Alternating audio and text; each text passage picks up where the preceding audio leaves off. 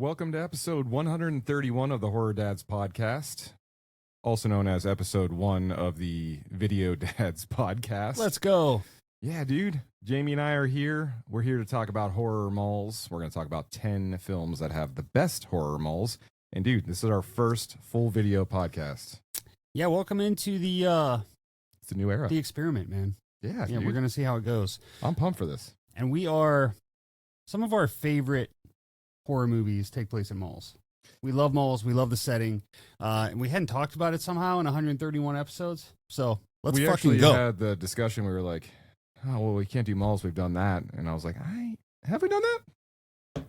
It feels like I don't think we have. I don't see how we haven't, but we haven't. So we talked about horror stores. So we covered Cabin Fever. We covered Intruder, right? Intruder. Yeah. I think Evil Dead was probably on there for S-Mart. So we Oh yeah. took it from that angle, but we've not done the true sort of mall specific version. So we're here for this. We're going to talk about 10 films. It's going to be awesome. But before we do that, let's catch up, man. And then we'll get into our top 10. So, Jamie, and we're going to introduce a new segment, actually. We're going to talk horror news. In fact, it kind of has been getting to the point now where it's like, we always talk about what we've been buying. Sometimes we haven't been buying anything. And then it's like, should I buy something before we record? Yeah, we used to spend too much money just forcing ourselves to buy stuff. Yeah, precisely.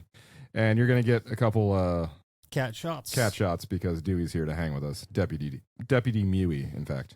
What are we drinking? I'm drinking Miller Lite. You have a long drink? Peach, long drink. Nice. It is hot as hell. It's humid. Dude, humidity point's been like 94%. Fuck that. Yep. Not into it, but I am into malls. So let's do this, man. Let's go. All right, so what have you been watching, buddy? Dude, so we finally got to check out Sinners. First time. So You and I went. Yeah, we went to Left the the movie wives at theater. home. It was great, man. It was great. It's like 3 movies in one. Yeah. I think when we left, I was like, hey, it feels like this is the part of town from To Kill a Mockingbird that you don't see happening. Like, this is the other side of town. So it's a period piece. It's beautiful. It looks amazing. It has some true scary moments. But all around, it's living up to the hype. I will say I felt moderately underwhelmed when I left because I was like, I thought I was going to feel something new potentially. And I don't know if I got from the story necessarily something new. I saw something new. It felt different. It looked different, but the story piece, it was great. Don't get me wrong, but my earth wasn't shattered necessarily, but I really, really did like it. Like, incredibly, incredibly great movie. Yeah, I think we both went into it blind. Dude, I thought it was a great movie. Definitely wasn't what I was expecting all the way through. I think at one point I looked over and you were Googling, is Sinners a horror film? And we were about 45 minutes in. Yeah, dude, I was. So, and then the part with the music happening too, like we were laughing. I was like rubbing your head, like we were laughing so hard. But yeah, dude, it was really, really good. I enjoyed it. Hell yeah. So I checked that out, and then I also went through a show called Department Q. It's currently on Netflix. Wow. So not traditional horror by any means, but it was very, I don't know, man. It was good. It was like watching a true crime podcast in like anthologized television format for It's Netflix. a British show? Yes. Yeah. Gotcha. I'm a big crime drama guy, so I'll have to check that out. Yeah, and I like unassuming heroes that are kind of like pricks a little bit, like Luther, the Luther type hero who's like down on their luck, not that like strong, chiseled, unflawed person. I like the person that's riddled with flaws, that has a tough go at it and has to work at being a hero. I was like that too, like the guy that has no food in his cupboards. Precisely. Ex-wife, yeah. Yep. What about you, man? So clearly you watch Sinners, but what else? Yeah, I also checked out the Steven Soderbergh, the new one, Presence. Oh, how was it? So the first, let's say 50 minutes or so, I was like, I'm out on this. It's just not my, I went into it with super, like, it's been getting really mixed reviews. So I went into it with like mixed expectations, but kind of that thing. I do that thing sometimes where if something's getting bad reviews, I'll go like, not me. Yeah. I'm going to I'll be the one that likes it. I'm the one. And I went about 45 minutes in going like, yeah, no, I don't like it. But when you get to the end and the way that the story kind of unfolds and wraps up, I was like, yeah, I think I'm in. I recommend checking it out. I think it's something you like. I mean, Steven Soderbergh's just... Yeah, and like honestly, at the beginning, I was kind of like, oh, I was telling my wife like, this guy's a great writer. Like, this is gonna be maybe just people are dumb, you know.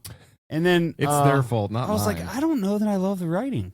Yeah. But by the end, it kind of comes full circle. I was in by the end. Cool. Very good. So we're going to introduce a news segment here. We're going to talk about horror news. So, Jamie, what's been happening around the block here? Yes, we're each just going to do a quick blurb. We're not going to make it a news podcast, but I just wanted to mention the new acquisition for Saw, the Saw franchise. It used to be 50%. Was it Lionsgate? 50%? Yeah, 50% Lionsgate and 50% Twisted Pictures. Twisted Pictures sold their percentage to Blumhouse. So now it's Blumhouse, Lionsgate, and they're going to bring back James Wan. They're bringing back Lee Winnell. So that's going to be cool. Oh. The only thing is, like, I think any horror fan is kind of like, oh, Blumhouse. You know, it's like it's so hit or miss. But I have high expectations on this. I think Blumhouse is going to bring something that true horror fans like us will dig. Yeah. I mean, Blumhouse, they care. It's just like super commercial kind of feeling, you know? Totally. And I think it's just one of those things, too, where it's kind of like Sub Pop Records in the 90s where, like, they're just kind of pumping shit out. And some of it's great. Not all of it's going to hit, but yeah. I don't know. We'll see. Makes it Sub Pop might be a little high standard, but makes the genre more accessible. So we're there for that. Totally, dude. That's the thing is they at least pump it out. It doesn't all hit, but they produce some pretty good stuff. So yeah. All right, news from my end. We've got Silent Night, Deadly Night, the remake coming out this December 12th. So we got a release date on that. Are we getting theatrical release on that? Dude, I don't know. I hope so. We'll see. I'll be there Christmas Eve. That's probably yet to be determined. Come on, kids. Right. Get fucking ready. Bring your milk. Punish. Bring your carton of milk.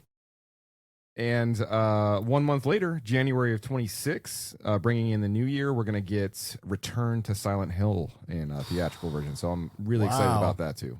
That's a movie. Mm-hmm. Well, they have a game coming out, too, right? A new game?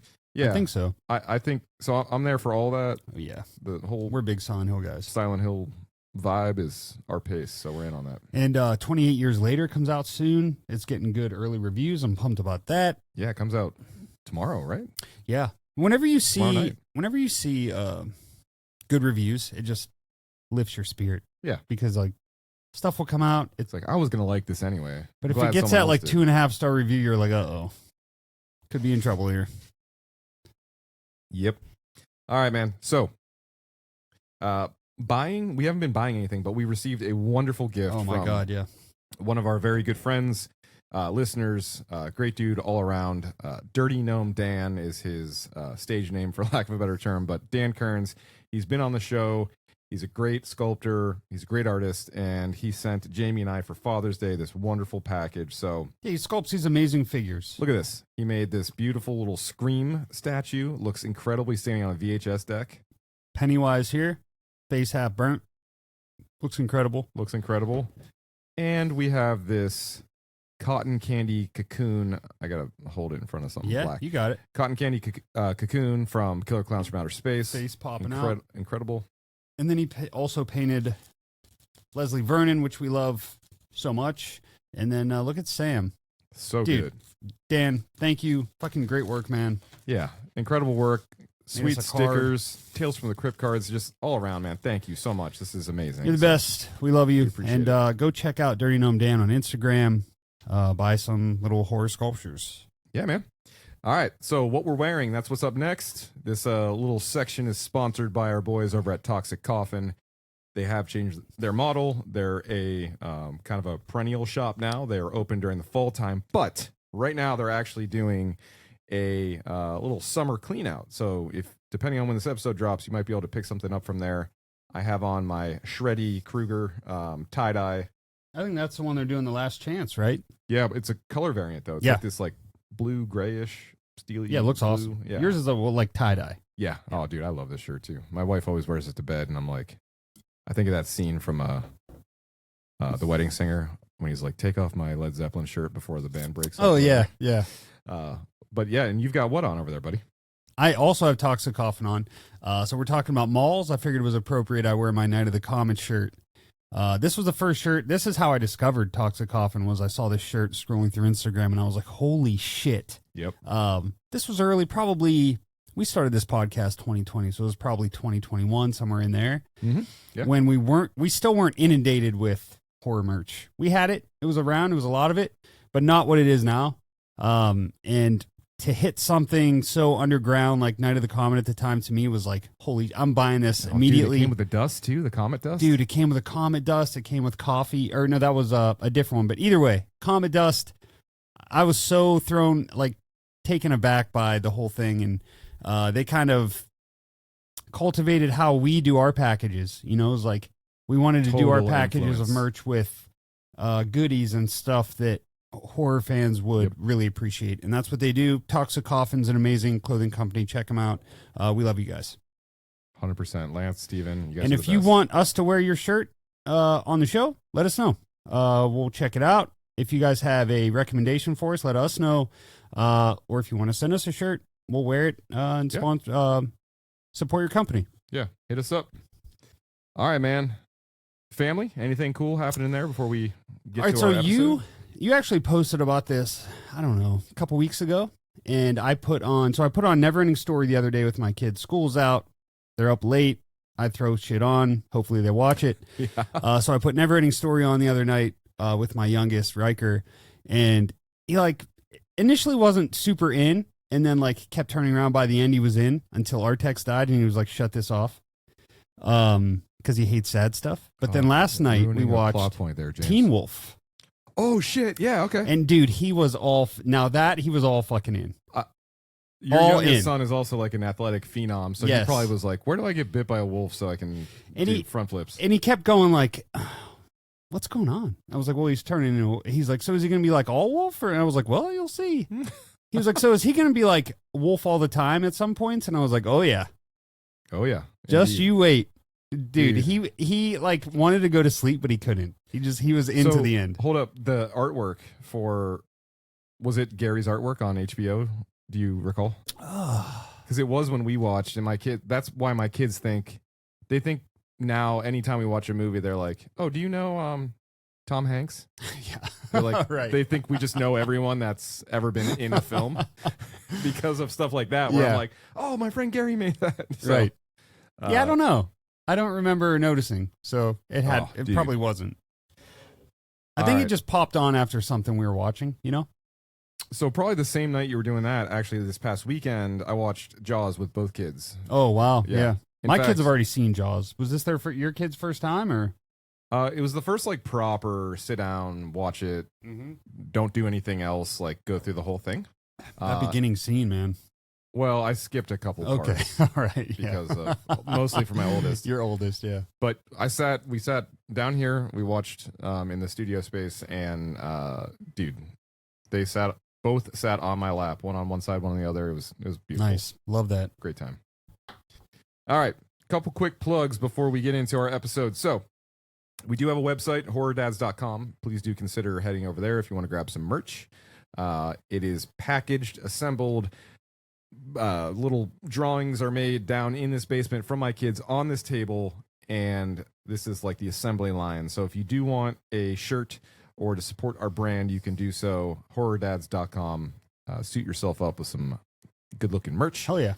We are on pretty much every social channel at Horror Dads. We are new to what, Jamie?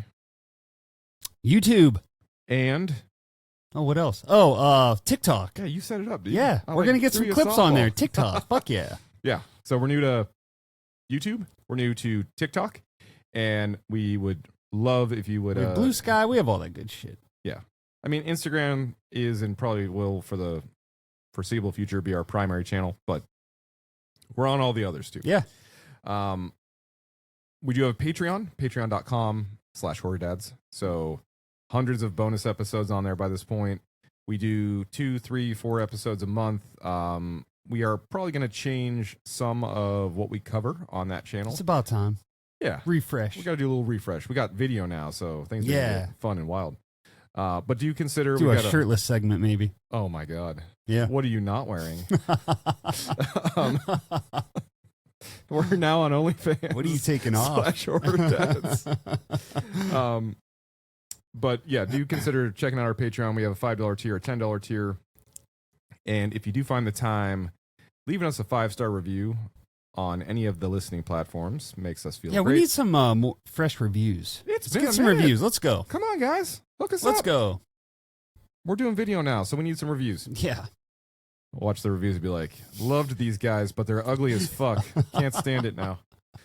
Gotta look at them. All right, with that. Oh, shit, one last I don't have anything else. What you got? I forgot to mention Halftone Horror. I picked this up at Horror Hound. This is my Halloween Forever hat.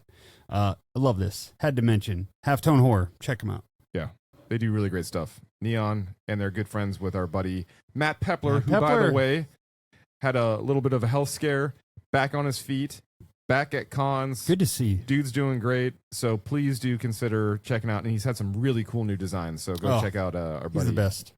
If I turn this camera around, you would see, without exaggeration, dude, 25 prints of his on this other wall. So please do consider supporting our buddy Matt Pepler. Matt Pepler. All right. All right. Jamie. Let's go shopping. Do you want to go shopping?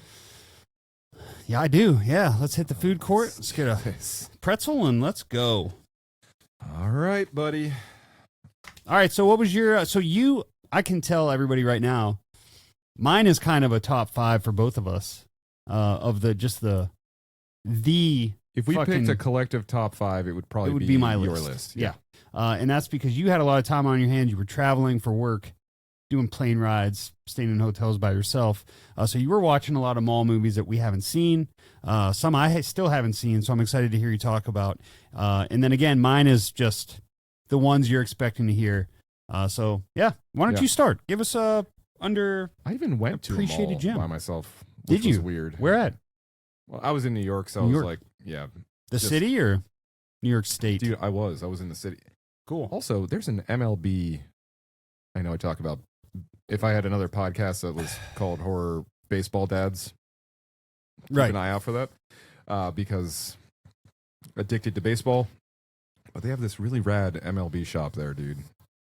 And I was trying to find your son something Aaron Judge there that would fit him, and it was surprisingly difficult. But either way, all right, back to malls. So I'll go with my first pick.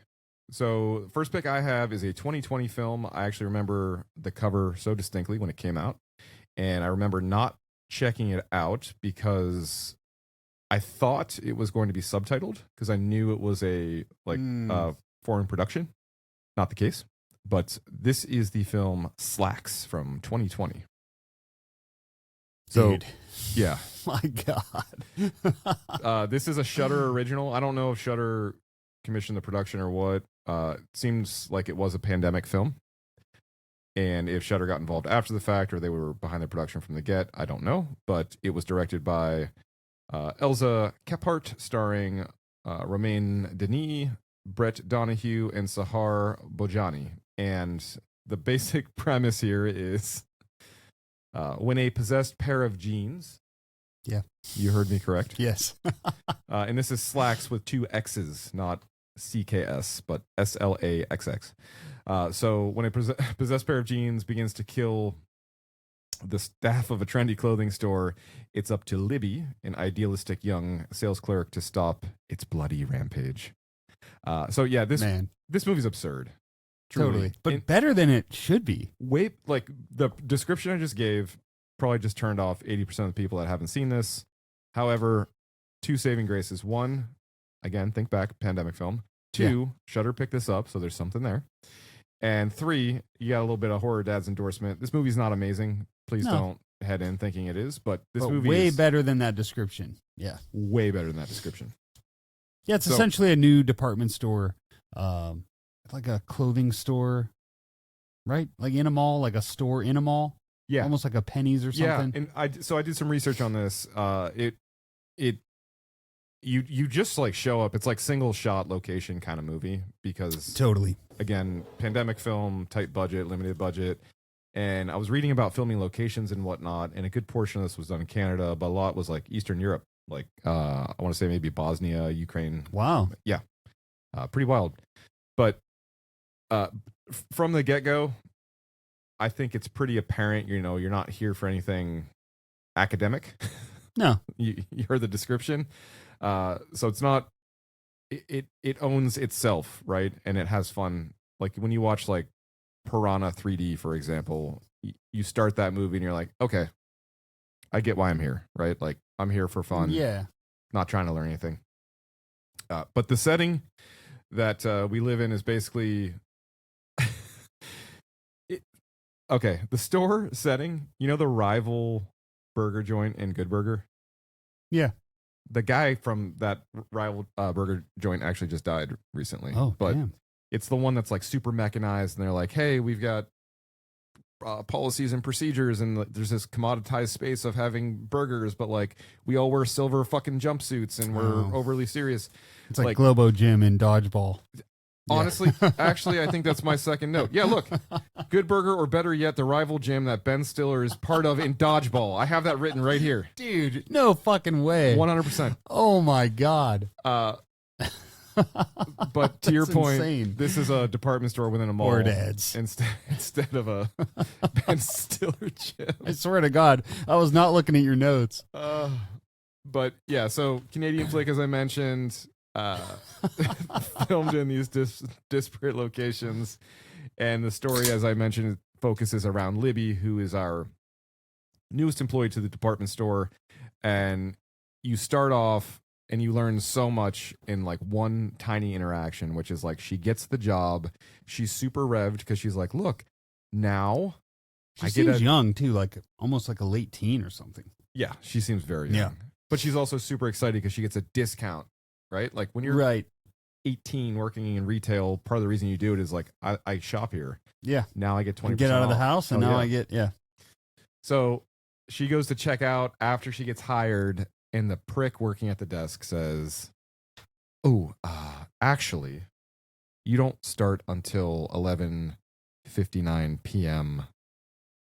Eastern Standard. The other workers in that store fucking pricks. So he's a prick. So she's like, all right, so I just pay full price. And he's like, yep, you pay full price. It's an asshole. Yeah. Like, and they forced her to get new clothes, hours. And then, yeah. Precisely. So characters not complex by any means. Libby has an arc and intensifies and grows confidence, which is great and good to see. Yeah. But the killer here, you guessed it, man. It's an actual pair of pants. Like that is the actual killer in the movie. So, most promiscuous character of the group, right? As you're getting started, is of course the one to go first. I think she steals a pair of these like high end. You remember like growing up in the mid 2000s, that was like probably our fashion point. Maybe. Right? Yeah. And there were like diesel jeans, and that was the era I remember. It was like, oh, people pay a lot of money for jeans. Yeah, we had a local company called Tornado Jeans. Remember them? The singer from Gates Called Beautiful. Yeah. Yep. Spoiler alert, those jeans are pretty fucking lame. But anyway, the same kind of thing, right? So she like snags a pair of these new slacks, right? And she's like, oh, getting ready, getting excited. She goes in the bathroom, pulls them on. It has that like glowing logo almost. Yeah, it's got that glowing logo. Kind of looks cool. It's like the Shure logo, actually. It's like green. Yeah. And it's the same type of typeface. Yeah. And these pants, she's like, then they're on this team meeting, and these pants are like giving her cramps. And she's like, I think I just started my period. Like, and you're in this kind of uncomfortable scene. You have this like douchey manager going. And everything starts to then unfold. She goes to the bathroom. First kill occurs. And then it's like, all right, you now are on the top of the roller coaster and you're just going from here. Yeah. And one by one, you start to pick people off. Again, kill scenes are actually pretty grisly. This movie, considering what I imagine the budget is pretty gory, and a lot of it's not practical effects, but there are a good deal of practical effects, so it's not absent of that. but there's a lot of funny social stuff. Like the characters are fine enough. Like the the one, like Libby's so proper and trying to do well so hard for in life, like beyond just the job. And now people are fucking dying, and she's still trying to like have social interactions with people. And the one Indian girl, she's like, "Hey, I love Bollywood," and the woman's like, "Are you saying that because I'm Indian?" And she's like, "No, but I do love Bollywood." And that scene, dude, when the pants are dancing behind that woman later in the movie, when As she has she's her listening to the headphones in, songs she was just giving the girl a hard time about. best part of the movie. Hilarious. Totally ridiculous. But like any ensemble film, you got people contained one space. Natural leader emerges, so that's where you see Libby's character arc, her growth kind of occur, and I don't know. It's fun. Like it's a fun movie. It's definitely worth a watch if you haven't seen it. Not too serious. Yeah, and I like the backstory as to how the pants got haunted, and that makes sense. Yeah, Yeah, it's good. We I don't thought want it to was give a lot, again, a lot better away than I was expecting on this complex story. Yeah, but yeah, that's my number 5, counting backwards. Slacks from 2020, currently on Shudder. Slacks with 2 X's, right? Yes, Cool. SLAX. All right, so we're going to go for my first one here. This is from 1984, and this is a movie called The Initiation. So this is directed by, actually, 2 directors, Larry Stewart and Peter Crane.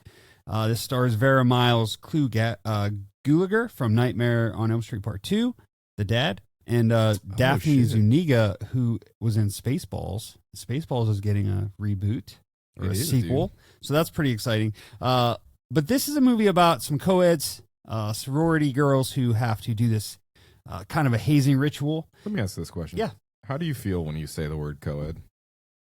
What do you mean? How am I supposed to feel? Like a piece of dirtball shit. Yeah. When you're like 40. I don't know. That's like what they're called. Dude, I'm sorry. I wrote it in here earlier and I like deleted it and I wrote it again. I was like, I shouldn't be saying this word. Yeah, I don't know. I guess I didn't think about it. Sorry, go ahead. Co-eds. All right. Well, co-eds. So yeah, they have to do this hazing ritual. So they, Daphne, her dad owns this mall. So they decide, hey, you get the keys. We're going to have this hazing ritual in the mall. You guys have to spend the night in there or whatever the fuck, right? So meanwhile, Daphne's having all of these. That's not her name in the movie, but she's having these the recurring nightmare about like her father being killed and her stabbing her father, and this is haunting her the entire time. So she has this like grad student, teacher, professor that specializes in dreams, and he's helping her analyze them. So we have this whole backdrop going, which like honestly, just get me in the fucking mall, please. So once we get in there, then we have this guy roaming around killing people with like the garden. It's like the handheld. It's not a rake. It's like the garden. It has like 3 teeth. Just like on 3 it. teeth, yeah, and it's like that's what he's killing It's like people to with. aerate Yeah. your soil Exactly. before you plant like it's one aerating your plant. throat as he sticks it in. And this movie's actually pretty dark. Like it's got some fun moments. It feels a little chopping mall at parts with like the boyfriend and girlfriend running off to make love and furniture. So, but there's some definitely dark moments, and it's like it's one of those things where it's like I liked it, I didn't love it, but there's an ending. The ending is something I can't spoil because it's worth seeing. I would say watch this all the way through for sure. If you get bogged down in the first 30-40 minutes, push through, get to the mall, finish that out because it's pretty. It's something there at the end. But this was filmed at the Dallas Market Center in Dallas, Texas, which is still operating. It's a wholesale marketplace now. But dude, this place looks fucking awesome. It's almost like one of those circular type of malls. So like you're in like a cylindrical type of building, and then the malls the stores are in like elevated. We have different floors, but there's flags all around. Like it's really cool looking mall for sure. Ready to have your brain And the broken? tile's awesome. Yeah, it's like if you want to get stabbed with a garden tool, it's a good place to do it. I was just in this mall No way. when I was in Dallas in February. Dude, when I was looking at this, I was like, John was in Dallas, but there's no chance he was in there. I had What'd you go in to- there for? I was trying to find some actually production equipment because the AV company for the event I was participating in skived off last second. So yeah, Awesome. How was it? Was it as cool as I'm saying? I mean, The flags are the flags still in there? I didn't see any garden tools. No. No one's throat was being aerated. Well, then that's not very cool. But yeah, no, it was a super cool spot. I just it's unbelievable that that's yeah. What are the chances? what are the actual chances? It's fucking cool, man. All right, so that was The Initiation from 1984. That's streaming on some of those free bullshit sites. Not Tubi, that's a good one. Probably it's like Pluto. Plex. Yeah, Pluto or Plex and Philo, I think, are the two that it's on. Philo. All right, man. I'm gonna come hang out with you in the 80s, okay? Please do. So my 80s pick here is from 1988, Gary Sherman film, Poltergeist 3. Ooh. Man.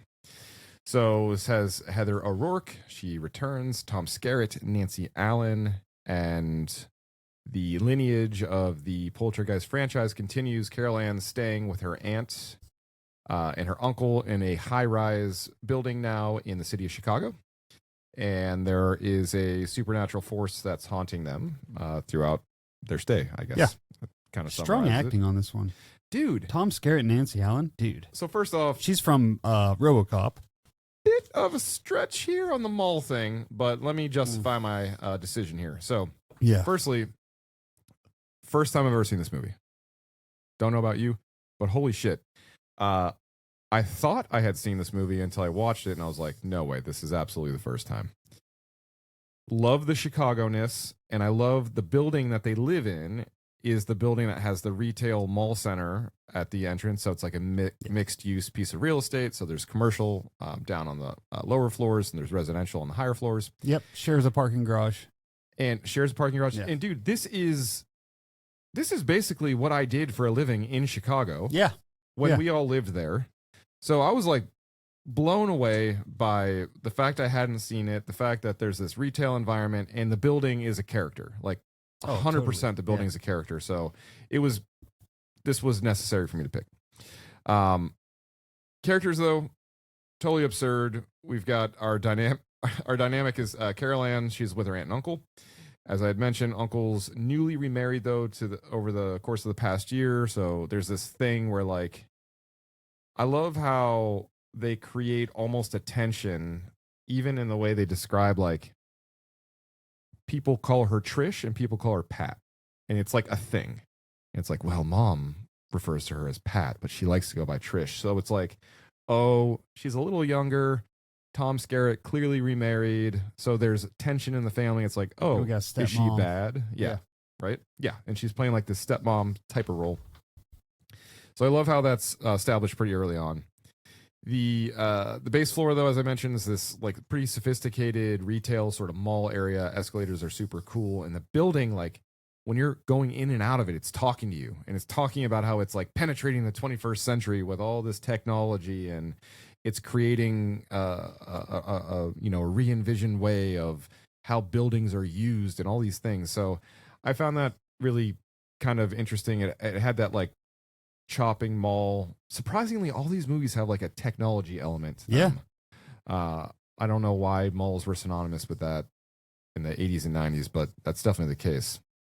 So vibes though really similar kind of The Shining, I felt, because it's like this space that you live in and you work in, and also the building has a mind of its own, and it's just surrounded by mirrors everywhere you look. There are windows overlooking Chicago or mirrors absolutely everywhere. So I really enjoy just like the physical setting. I think it looks awesome. But as I mentioned, working as a former asset manager, property manager kind of role in the city, like it just really struck home for me. And it's kind of like being at Disney, but underneath Disney when you're watching this movie. It's like the underbelly of like what makes an operation kind of go.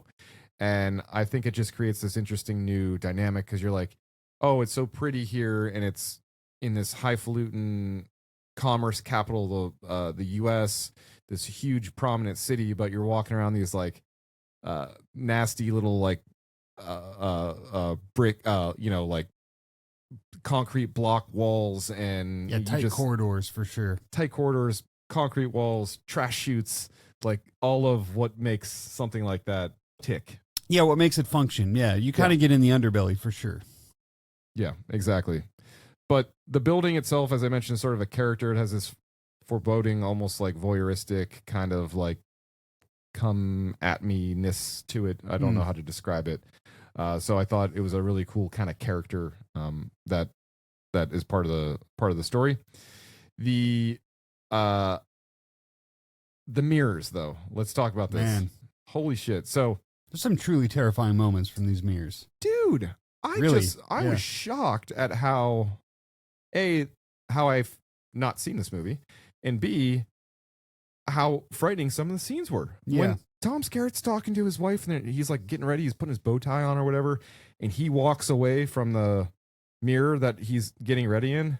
And he's still there. Image stays and he walks, and the wife doesn't even. I was like, that truly was frightening. Honestly, I agree.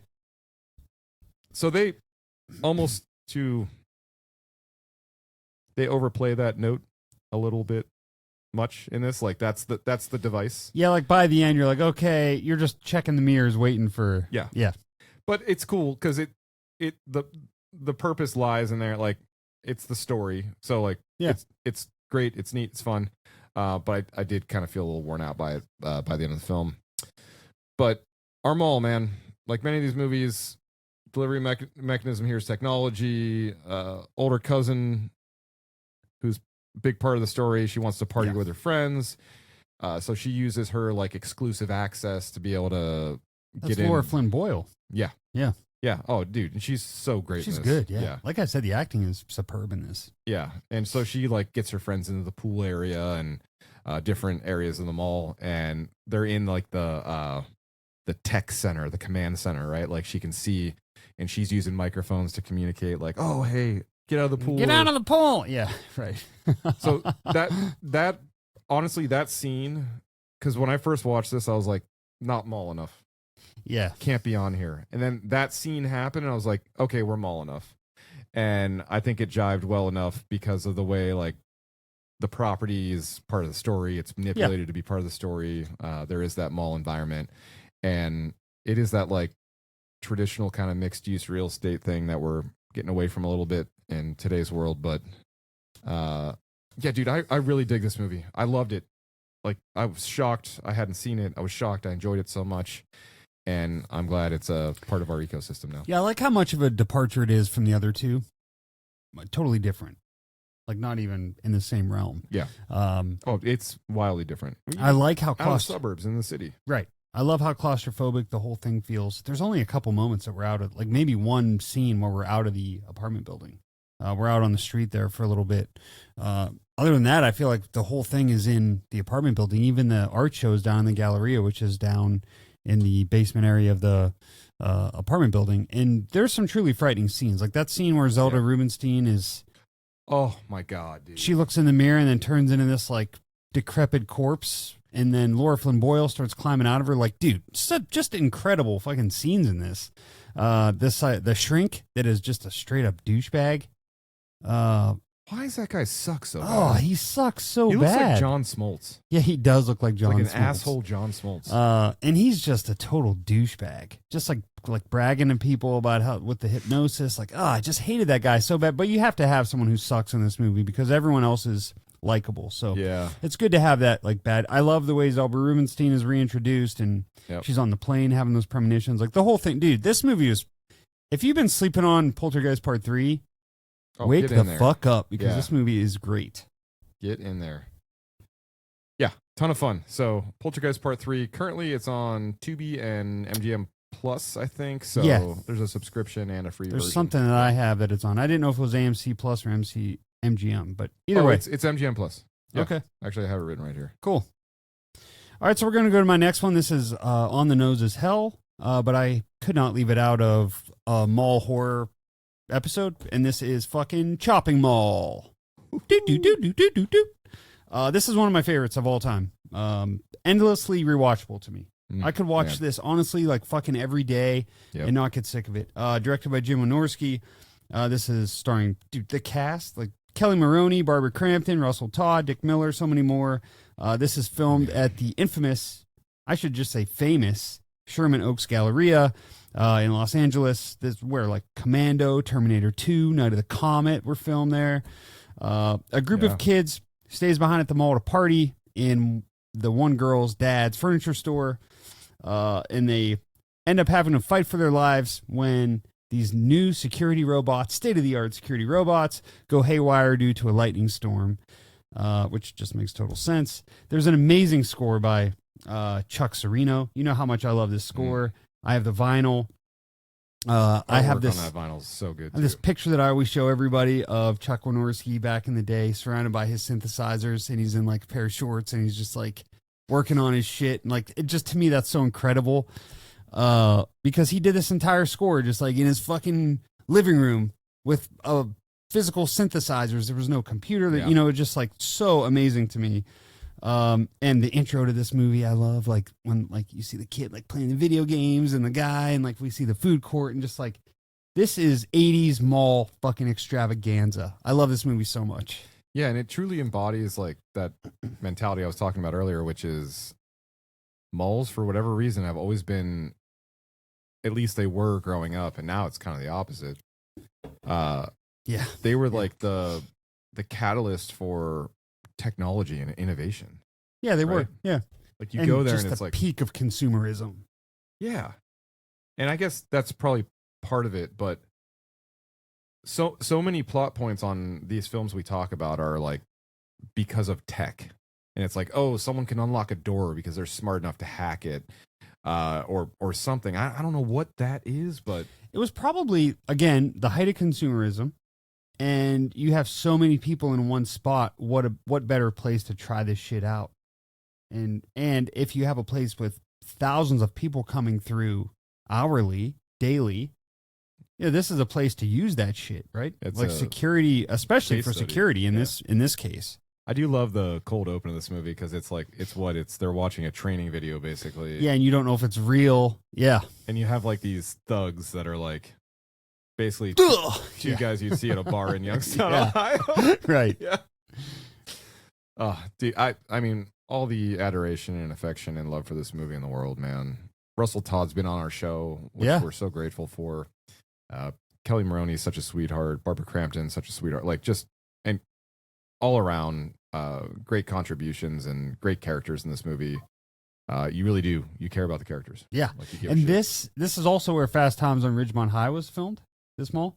Yeah. In that scene when they're in the restaurant, I wonder if it's the same restaurant as the two girls at the beginning of Fast Times are working in.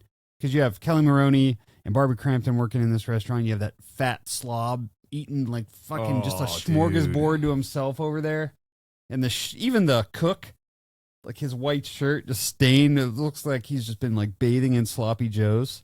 Dude, man, this movie has so much charm and heart, and I love this movie so much.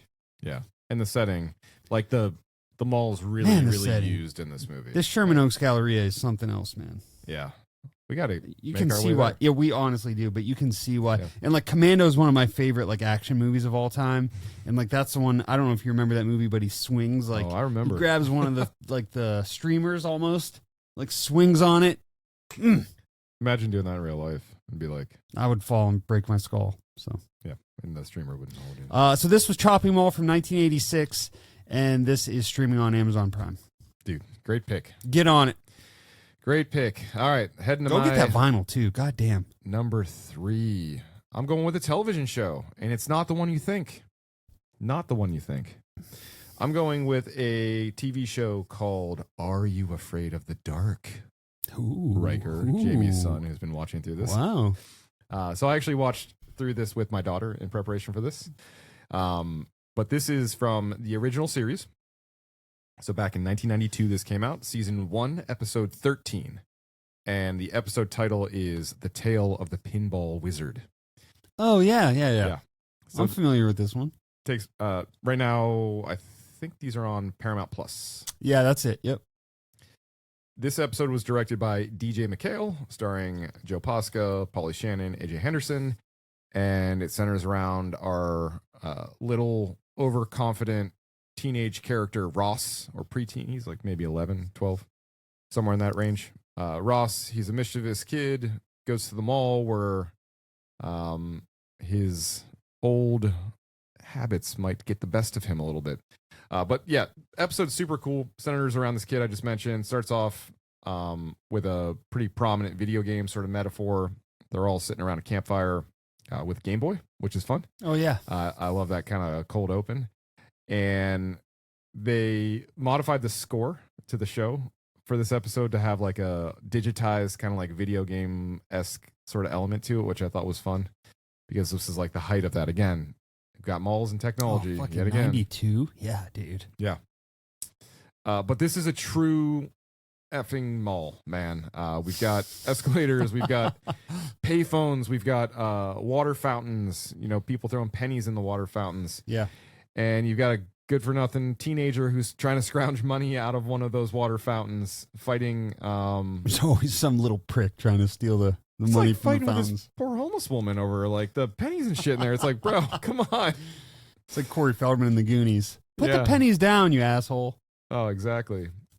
But much like we saw growing up, there's a ton of like glass encasements promoting products as he's like walking through the mall, which is great to see. There's like the Radio Shacks, there are super soakers everywhere, which kind of come into play later in the episode. But our penny thief is buddies with a shop owner. Okay, it was weird as fucking like the most 90s thing about this episode is that this story even has a chance to survive a week it's like an electronic repair / like if Giles from Buffy had a store in 1992, it would be kind of like this. Yeah, I was gonna say it actually reminds me of the bookstore in Neverending Story, or the bookstore. It's just that creepy guy like, in this book. When Dick Miller's the purveyor, like going back and forth on the what movie is that? I don't think we talked about it. In The Howling. Yeah, in The Howling, exactly. It kind of like that, very toned down, like legit looks like a mall location kind of store. So he's friends with this guy though, and he is really trying to get money so he can buy certain things. And the guy that owns this shop is like, hey, you got to get out of here. I'm going to lunch. He's like, hey, let me watch the store for a minute. I'll make a couple bucks, right? So during this time, and there's a pinball machine in there, I think, a brand new pinball machine. And he's like, hey, don't mess with the pinball machine. But as he's leaving the store, you could tell he's like, I hope you mess with the pinball machine. So he's watching the store. This cute girl walks in. He's flirting with her. He lies about he's like, oh, I work here. She's like, cool, I'm here to pick up my thing, blah, blah. And he's like, actually, I don't work here. I'm just watching the store for a minute. So they have like kind of a sweet interaction and whatnot. But you can tell, similar to like Midnight Hour, it's like, is this person from a different era? Like, is this girl real? Like, she just doesn't feel... And he feels that's almost the case too, because he's like, there's no way this girl would actually like me. Like, he doesn't say that, but you feel that. So it's like, well done. This show does that well. So he goes though after she leaves to play this pinball machine, and dude, this is like watching Robin Hood, like Robin Hood, King Jester Clerk, like kind of pinball machine. It's very strange. And as he's playing it, you can hear like plot points unfolding. They're like saying stuff and talking about stuff. And it's just very, very mysterious. So he's in there so long though. He's like, oh, how long have I been doing this? And he comes out and it's like the whole mall's closed. And he's like, well, fuck, the guy never came back from lunch. He left at like 2. He said he was going to be back at 3. He never came back. And now it's dark out and the mall's closed. So he's like, well, I'm in here for the night now. So he gets locked in, and now he has to go navigate trying to get out, but the environment basically turns into the theme of the pinball game he was playing, and now he's got to like save this girl that he has an affection for, who is kind of like the princess sort of character. Yeah. I mean, it's honestly, the episode's like an acid trip. It's really strange. It's gladiator themed. It has all these different elements of like fantasy and sci-fi and spookiness, and it's just a really great amalgamation of what made Are You Afraid of the Dark so fun for our young minds while we were watching it. It was like anything's possible, and anything is possible in this episode. You're right. It was like a mishmash of pop culture in the 90s. Yeah. And even if it wasn't current culture, it was like what we've been exposed to, like to the Robin Hood reference. And like it was the type of shit we were watching in the 90s. Yeah. And actually, I took note of the ending quote. I was going to say the nerdy kid with the glasses on the show who's like everyone on the show.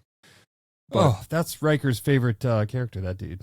So they're back around the fire at the end, and the last words of the episode are, "Whoever's got the game," because it starts off they're all fighting over the Game Boy, and then after the story's told, they're like, "Keep the Game Boy," and it's like hot potato. We don't want it anymore. Yeah. So he says to end it, "Whoever's got the game, just make sure the game don't get you." Wow. Pretty profound. Yeah, honestly. Season 1, episode 13, Are You Afraid of the Dark? Cool.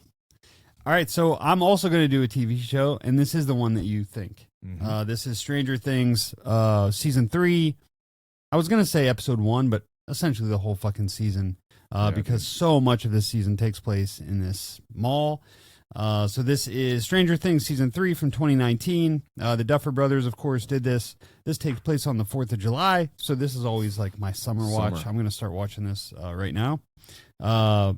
So we have this big mall opening in Hawkins, Indiana. The first 2 seasons, there's no mall. This season, there is.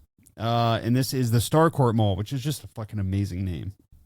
Yeah. But there is something more sinister hiding underneath this mall. It's not just what it seems.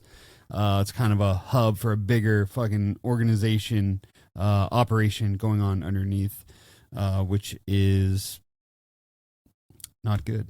But dude, this mall, holy shit. So we get about, I don't know, what do you want to say, 10, 15 minutes into the first episode of the new season. You got Mike making out with Elle, Hopper's pissed. Mike has to leave to go meet his friends. There's nothing wrong with Nana. Yeah. Yeah. Exactly. So he leaves. He's riding his bike to get to the mall to meet his friends. Lucas, Will,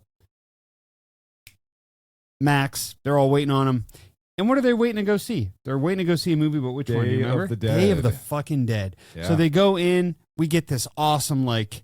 I'll sleep there tonight. We get this awesome shot of the whole mall, right? Like, they're walking in, and they're just, like, the direction on this scene is amazing. We get like all these 360 angles and these views of the food court and the people walking and the escalators. Lucas and Erica spatting back and forth. Yeah, they're like arguing the whole time. Or whatever they're yelling at each other. So then they go into the ice cream shop where Steve now works, called Scoops Ahoy. They use that as like they sneak through the back. They go through the back like corridors where they can then sneak into the theater. They get in there just in time. The credits have just ended, or the previews have just ended. It's like the little animated popcorn and drinks are just now like getting off the screen. They sit down. The power goes out because, again, there's something deeper and darker going on. But, dude, just that whole thing is so incredible. I'll watch just that every morning. Like, that'll be my alarm clock, just like waking up to that.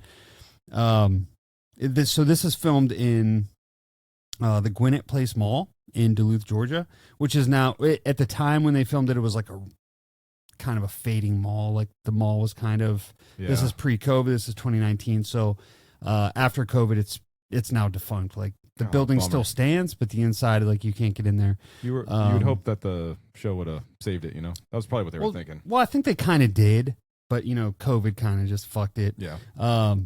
But again, Duluth, Georgia, the production crew went in there, they renovated, rebuilt 40 fucking stores. Like this wasn't a small thing.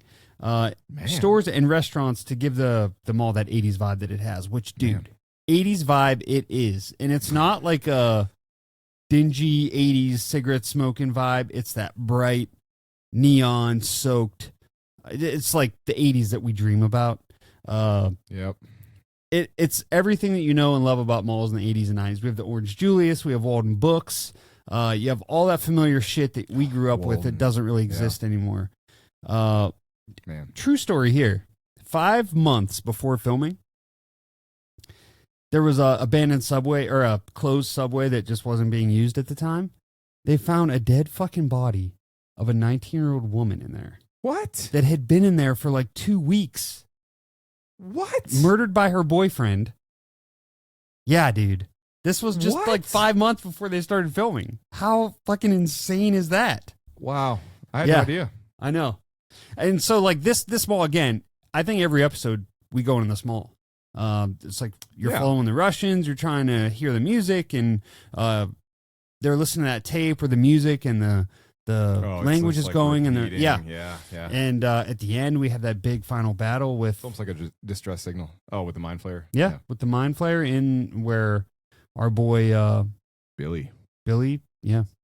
Dude, So the mall is so crucial to this. my favorite spot I think in the mall is Scoops Ahoy. Yeah, of course. And that scene, honestly, I think my favorite scene of any of the 4 seasons is when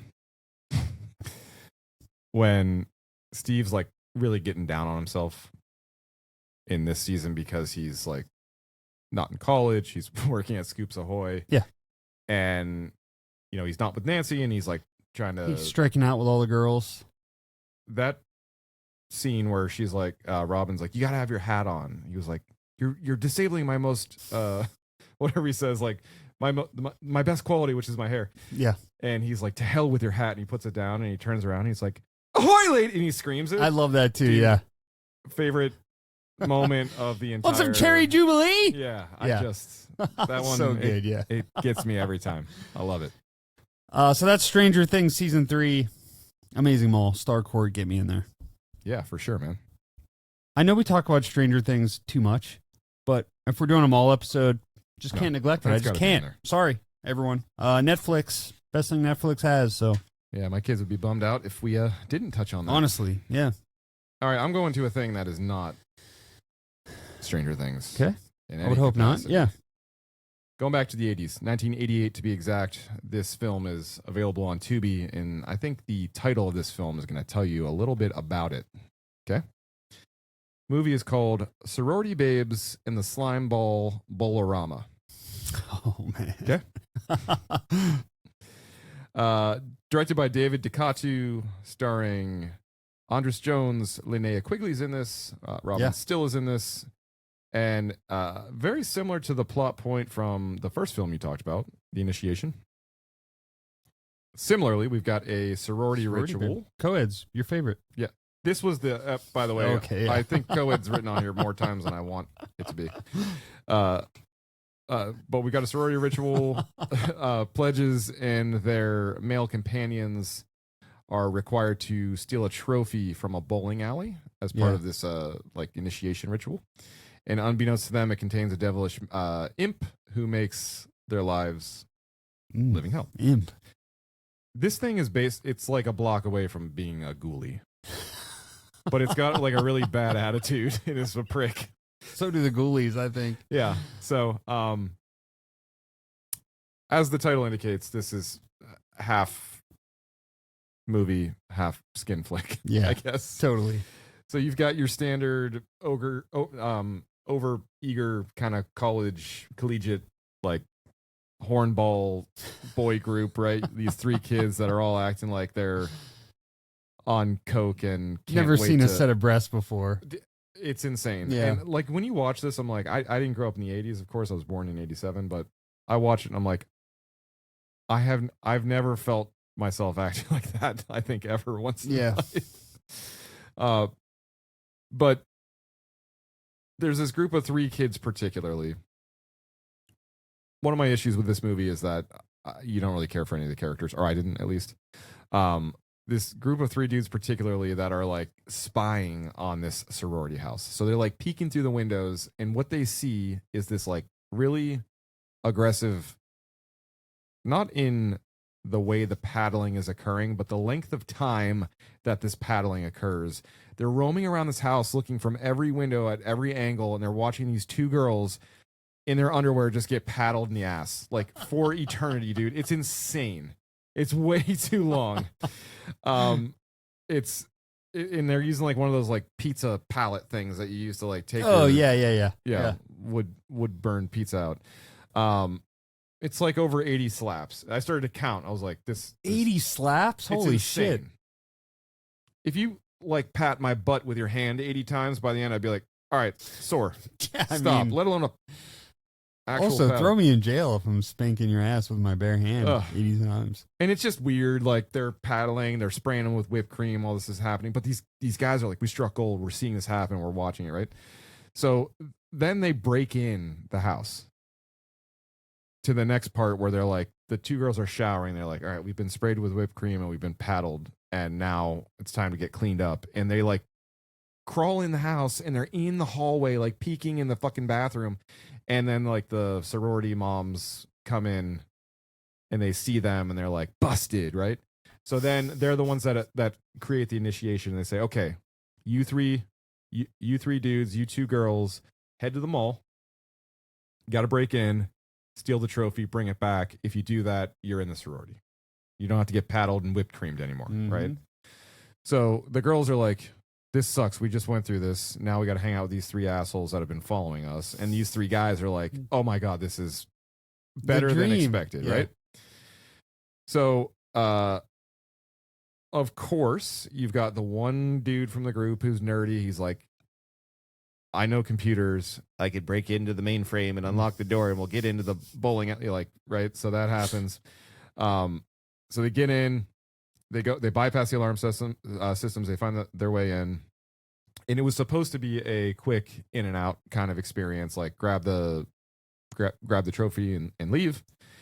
They get in, and of course, door shuts behind them. Very similar to the Are You Afraid of the Dark episode. They're now locked in. Yeah, the mall for the evening, right? What did not exist, but probably wouldn't have been unreasonable to see in the Are You Afraid of the Dark episode, which was insane, is this little ghouly bastard guy once they get the trophy. This thing's like a burnt, like, turd. Like, real mouthy. Talks a ton of shit. And it's fun, though, because to this point, you're like, this movie's been not serious, and now we have conflict. So now it's like, is this going to get real serious real fast? And it actually goes the opposite. It gets less serious because the induction of this guy coming in. But the mall environment's great, dude. Like they're hard in it. There's a bowling alley in this mall, which is super awesome. Like if our mall had that one, is awesome. I'd go there today. We just have like stupid driving range machines. But I just have a hard time with the characters in this movie a little bit. We used to have one with Jillian's, remember? Yeah, and I used to play music there too. Yeah. And so did you. Yep. Concert venue and bowling alley. But characters not very likable here. No, yeah. Like any of them. I just have a hard time. There's some like tenderness between the two main characters. Some authentic type of tenderness, which you kind of grow to appreciate. They grow to like each other a little bit, which makes it a little bit more tolerable. But the mall here is why I picked this movie. Bowling alley super cool. The mall super cool, and it's utterly absurd. This movie, like, it is, yeah. What's happening and what you see and what a little asshole that ghouly character is. But yeah, I mean, I like this movie, but it's definitely almost like bordering on like exploitation. Yeah, which isn't our thing. No, but this is a good one. What's the name of this one again, bud? Oh, here, I have to read it from my script. Sorority Babes in the Slimeball Bolorama, 1988. And where can we watch it? Tubi. Awesome. All right, so we're going to move on. This is a good one. So I have to shout out Jason Cantino, who runs the page called Horror Hall on Instagram. He posted the Arrow video Blu-ray of this movie, Phantom of the Mall, Eric's Revenge, which I also have this Arrow copy. It's fucking amazing. I remember when you bought this. Yeah. We watched it at your house. It was a blind purchase. And I was stoked because I love this movie. Like, there's nothing about this movie that would say you won't like it, right? Like, Phantom of the Mall, the Eric's Revenge part was something that the filmmakers did not want. That was a studio thing. They were like, no, we don't want the Eric's Revenge because you're not even supposed to know it's Eric. Like, they ruined the whole Let's get that subtitle thing. out of here. Yeah. Because like when you're watching it, you're like, is this supposed to be a mystery? Because like we know who this is. This is you told us. But anyway, this is Revenge, Phantom of the Mall, Eric's Revenge, 1989, and we're back in Sherman Oaks Galleria. Yeah, dude. As we should be, because the mall's amazing. So they did their filming after hours. So like after the mall would close, they would like scurry in with their equipment and start filming. And they said it was like a lot of fun. But like again, they were like sleeping all day and working all night. So this is a group of teenage boys, or a teenage boy and his girlfriend are like in this house, and like a fire starts, and the boy gets all disfigured, and you think he's dead. You're supposed to think he's dead, but we know that he's not because he's Eric. Because his name's Eric. And he gets his revenge. So he's just disfigured. It's very Phantom of the Opera, but instead of an opera house, it's a mall. So he's just kind of roaming the fucking ventilation tunnels and picks people off one by one that he thinks are... They don't really specify, but he's following his girlfriend around, and I think it's kind of like anyone who's shady. Like you have these security guards that are watching the girls change and stuff like that. Yeah. And so he'll pick them off. You know what I mean? Just so, like, all right, get him out. Yeah, like get him out. And like anyone who's kind of a prick, you're gone. I don't know if you remember the guy who runs the mall. So it's like this, we zoom in on like, when we come into this movie, the mall is just opening. And so we find out that Eric's house was where the mall is now. And they needed Eric's family to move, but they didn't want to. So they sent in like a goon to burn the house down. So that's what this was. And this ends up getting uncovered as we go along. I'm not spoiling, and like, who cares? Like, you're here for the mall. You're not here for this fucking story. But so it opens on this like ceremony opening the mall, and Morgan Fairchild is running around like interviewing, because she's like, it's her and this dude that are like, they're the investors and they opened it. And the guy has this, he's the one that organizing all the goons to go and do this shit. He's the bad guy. Morgan Fairchild's just there for the money, essentially. Yeah. But the shitbag guy, his son, is like, now this kid is a prick. Like the one like doing the pinball and stealing the quarters out of like, with like he has like a shimmy that he's like taking the quarters out of the pinball machine. And he's like, yeah, Dad, fuck you, Dad. That is John Travolta's like nephew or something. Oh. Yeah. Weird. Sean Travolta. Exactly. But this one is like, I don't know. This movie it gets like a 5.8 or something on IMDb, which is pretty accurate. Like, it's not a great movie. It almost feels like made for TV. The kills aren't great. I feel like there could be more with the kills. They said they tried to narrow them down. I guess they tried to tone them down to get the R rating. Oh. And they said they didn't have any pushback, which, like, no, of course you didn't, because you didn't do enough. Like, it's just obvious they didn't do enough, you know? This has Ken Foray in it, and this is one of the first movies that you'll see Pauly Shore in. Dude, it might be the first movie. And it's almost like an eye roll, like, oh, Pauly Shore, but then it's like, I love Pauly Shore in this. Dude, and I you forget, think I like, just love Pauly Shore. I especially loved him in the 90s. I had never seen this growing up, but I would have loved him in this. Oh, yeah, I forgot he was in that. Tower Like Cheesa? Encino Man and shit. But he works at this yogurt shop, and he's always like, I love that food. He loves the way. girls, and he's always like putting fake edible body parts in the yogurt that he serves the girls. So like, you'll go to like take a bite, and there's an ear, and you're like, oh my God, there's an ear, and then he grabs it and he bites it. It's like typical Pauly, but before Pauly was like Pauly and like too much, right? The wheeze, yeah, like before pre that shit. But you know, I don't know. Again, this movie is not great, but so fun. Oh, this movie's a blast. And I'm here for it all the time. This was filmed, what did I say? Filmed in Sherman Oaks Galleria. Yep. Yeah. So yeah, I think that pretty much sums it up. This is Phantom of the Mall, Eric's Revenge, 1989, directed by Richard Friedman. Yeah, dude. Phantom of the Opera meets Poltergeist is probably the best way to summarize this movie. Yeah. Same Great one. premise of Poltergeist, like, oh, built on a hollow ground. You've also got the burning character in here a little bit. Yeah. Yeah. So There is some burning in there for sure. that's pretty much the cocktail that you're drinking here.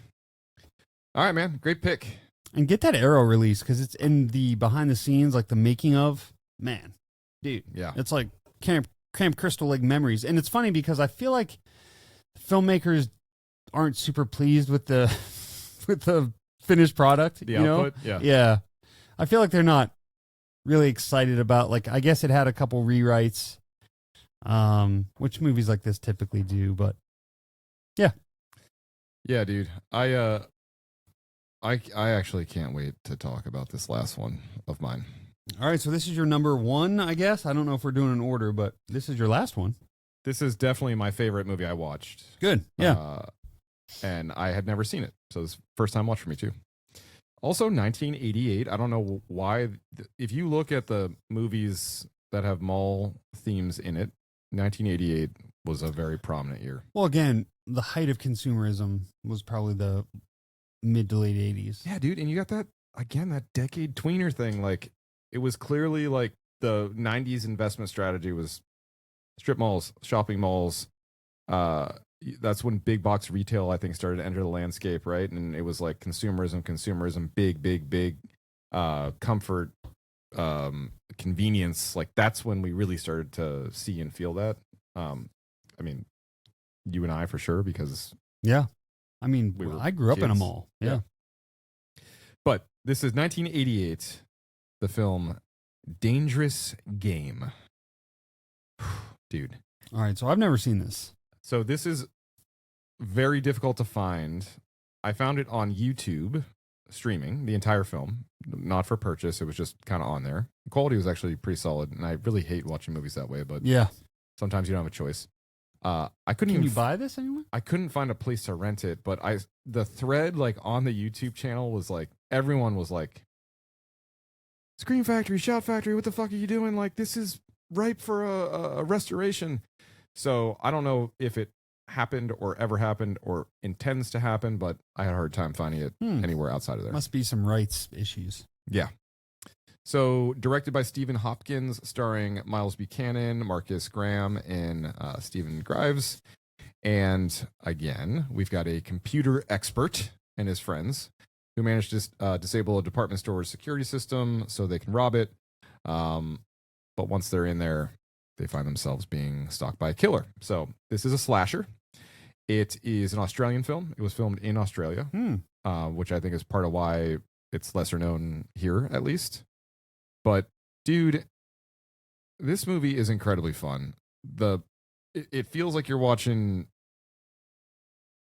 the intro. Okay. It feels like you're watching Home Alone 2 when he's like coming into New York City in the cab and he's looking all around. Yeah. Which I legitimately just did last week. I was in New York. Watched this movie on that trip and I was like, I just had this fucking experience, but they're in Australia.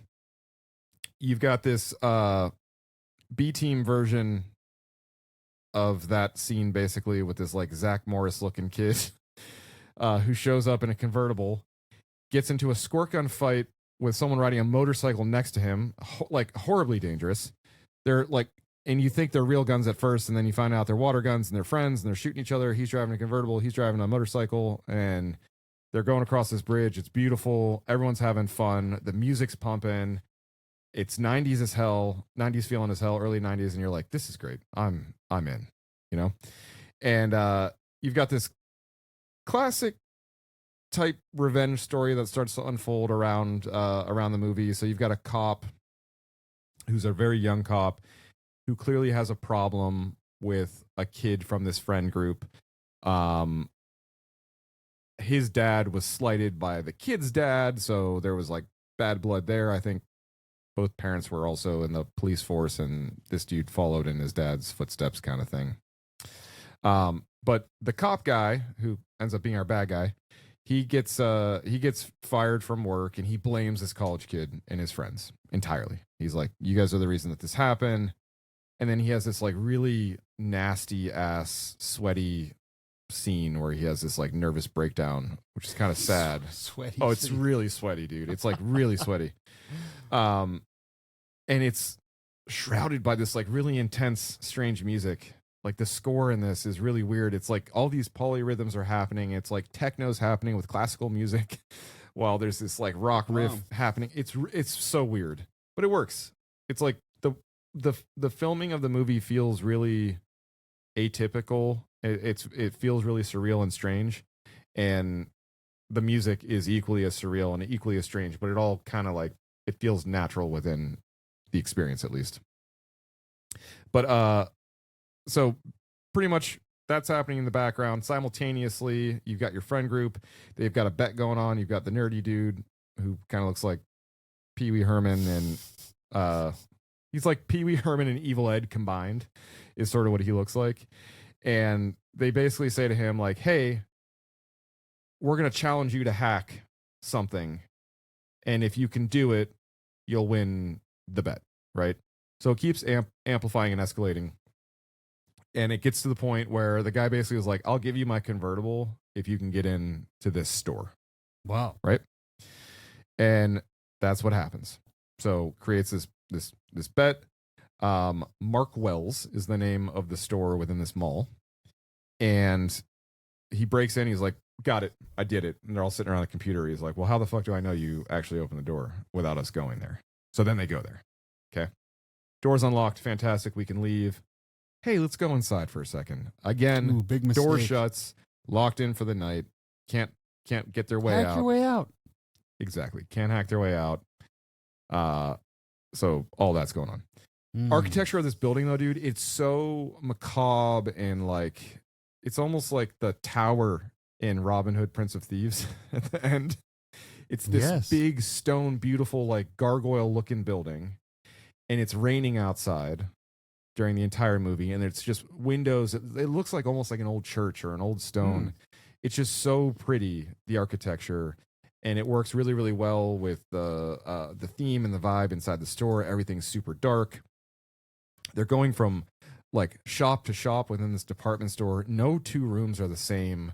It looks like you're almost at a flea market at times. There's just like such random, interesting, weird shit in every scene that you're seeing. And dude, I don't hate to say it. I'm proud to say it, but like this friend group, like you in this hat would be with this group. Okay. Immediately. I'm glad to be there. Like these guys are having fun. They're likable. They're buds. They're friends. They tease each other. They have a blast. But they get picked off one by one. It's no surprise. It's the unmasked killer. It's this cop guy who's doing the bad deed, and you know that's. Oh, so it's not a big reveal at the end, like you know who it is, or?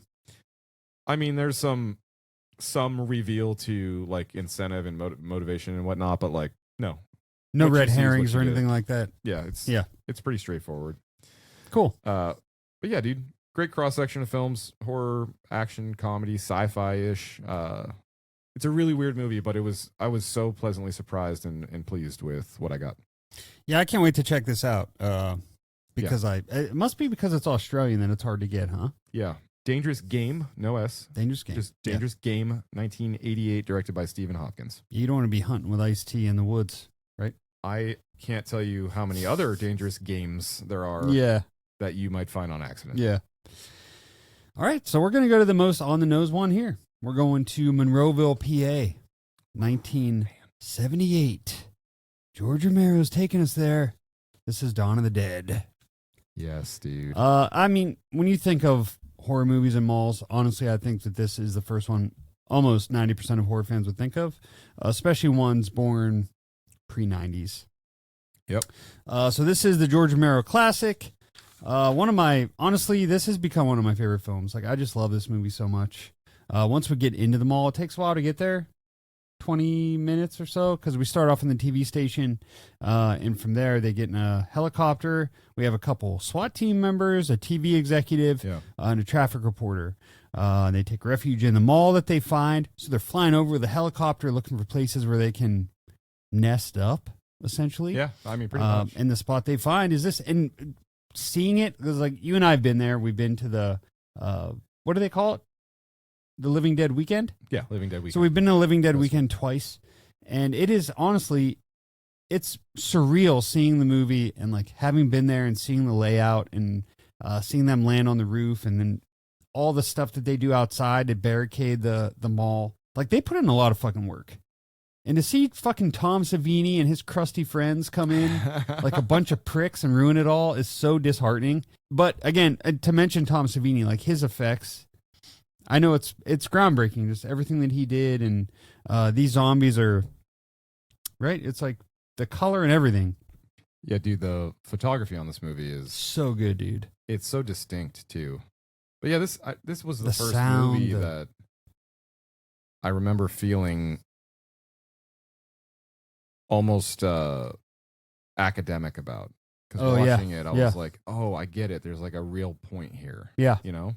Yeah, there's so much subtext and irony and metaphors, like stuff I'm not even going to get into Yeah. because it's its whole thing. You could do a whole episode on this movie, honestly.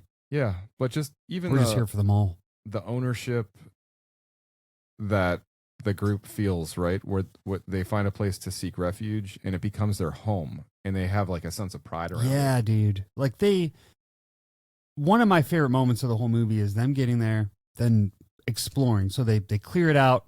They get rid of all the zombies that are remaining, and then they're just exploring and having fun and the sports store and the restaurant. And it's just like, I would love this. Dude, I mean, yeah. That's why I hate so much when Tom Savini's Krusty Crew comes in, because it's like, you guys just fucked this up.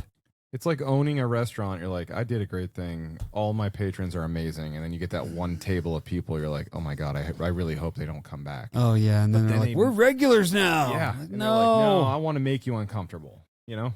Yeah. Yeah. It's like when we have this sports bar up here called Barry Dingle's.